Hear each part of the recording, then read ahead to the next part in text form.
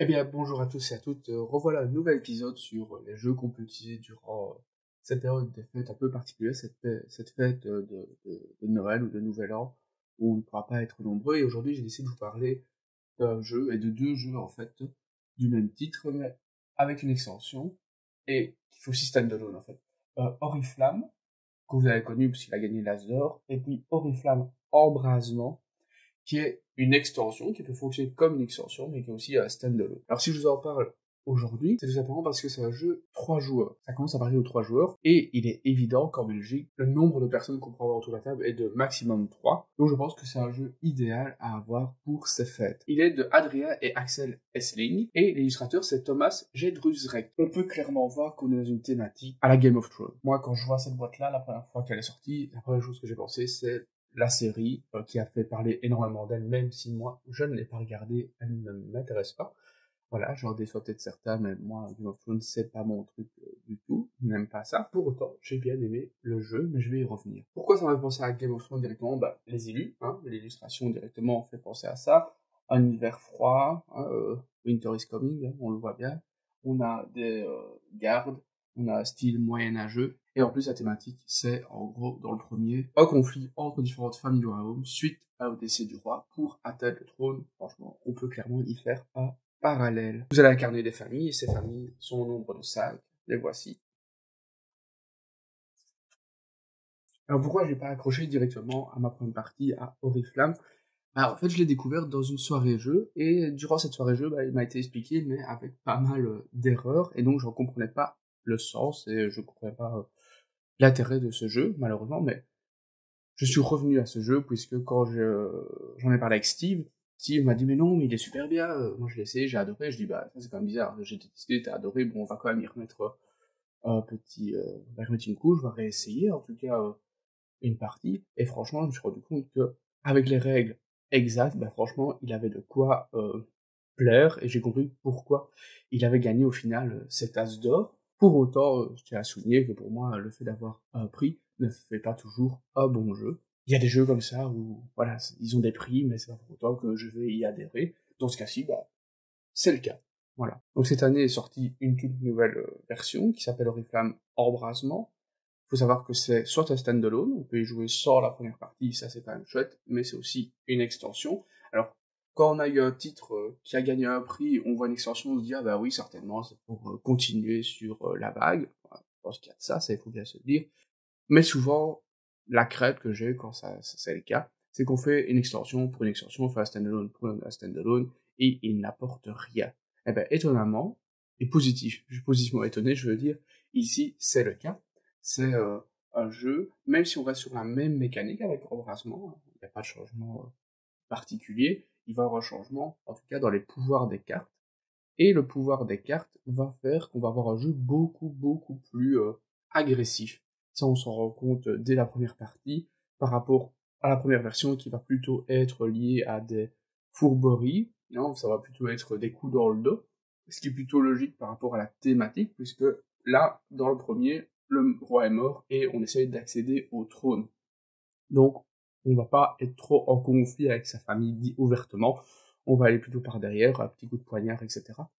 Tandis que dans la seconde version, le temps est passé, les familles se sont rendues compte qu'on essayait tous un peu de s'entretuer, et la guerre est clairement déclarée, et donc on n'y va plus franco, on y va dans une attaque bien directe, et on a par exemple le couple Jarret qui lui peut tuer ouvertement des personnages des autres familles, sans trop se préoccuper du reste. Personnellement, si je dois dire, moi j'ai préféré Embrasement qui est plus agressif, plus rythmé, plus dynamique, où le premier est plus calme, plus dans la discrétion. C'est vraiment ça qui me revient à l'esprit quand j'y pense, c'est la discrétion. Un point important, c'est qu'on peut mélanger les deux boîtes, donc si vous voulez un entre-deux, si vous voulez pas trop de discrétion et pas trop d'attaque, vous mélangez les paquets et vous aurez le mélange qui vous convient. Pourquoi le présenter pour les fêtes? Comme j'ai dit, un jeu à partir de 3 joueurs, donc idéal par rapport au nombre de personnes qui seront présentes autour de la table, au maximum en tout cas. Mais aussi, c'est parce que c'est un jeu qui est accessible. Je le conseille d'ailleurs pour l'apéro. Pour l'apéro, c'est pas un party game, mais il ne prend pas beaucoup de place, donc il va s'installer facilement sur la table.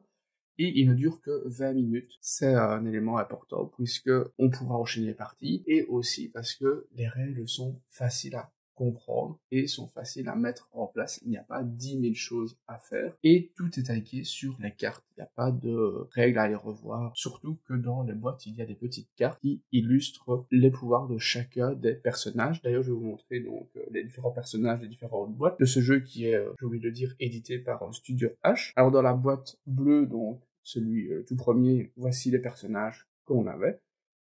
Les illustrations vous font passer seulement au jeu Game of Thrones. Il faut savoir qu'en fait c'est le même illustrateur que le jeu Game of Thrones, donc voilà pourquoi ça vous fait penser à ça. Pour ce qui est de la boîte embrasement, nous avons d'autres cartes. Alors nous avons deux sortes de cartes, il faut le savoir. On a les cartes avec une petite épée, comme ceci, et les cartes personnages, comme ceci. Les cartes épées, lorsqu'elles sont révélées, elles sont activées et sont sorties de la ligne, tandis que les personnages, eux, restent tout le temps. Alors ici, nous avons par exemple le guet-apens. Et si vous allez chercher le jeu dans vos boutiques, dont par exemple Dédale, vous pourrez avoir une carte goodies pour chacune des familles qui est le général. Bon voilà, c'était la présentation de Oriflamme. Oriflamme qui, au départ, voilà, ne m'avait pas convaincu suite à des explications un peu douteuses, qui, lorsque j'y suis revenu, bah, franchement, m'a vraiment convaincu, et me convainc encore plus avec cette extension standalone, j'ai envie de dire, qui permet de développer un jeu beaucoup plus agressif. Voilà, moi ça me plaît beaucoup plus. La dernière partie, un des joueurs a fait des combos et on n'a rien vu venir, il a tous explosé.